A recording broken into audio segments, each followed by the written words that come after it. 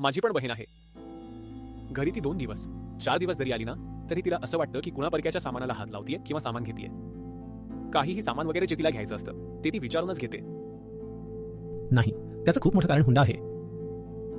इतका सारा हुंडा आधीच तिच्यासोबत गेलेला असतो की तिला पण माहित असतं की आता जे काही उरलंय ते भावांचं आहे, त्यात हात कसा घालू. मैं हाथ कैसे लगाऊं? तर तिला आतून अपराधीपणाची भावना येते. मला समजतच नाहीये आज हुंड्याचा अर्थ काय आहे. एकेकाळी हुंड्याला एक अर्थ असायचा सुद्धा. तेव्हा असं होतं की ही जी मुलगी आहे ती अर्थव्यवस्थेत काही फॅक्टर ऑफ प्रोडक्शन तर नाहीये.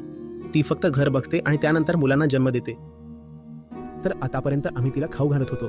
आता ती नवऱ्याच्या घरी जातीये तर त्यांच्या घरी अचानक एक सदस्य वाढेल. असा सदस्य जो कमावता नाहीये, मग त्यांचा खर्च वाढेल.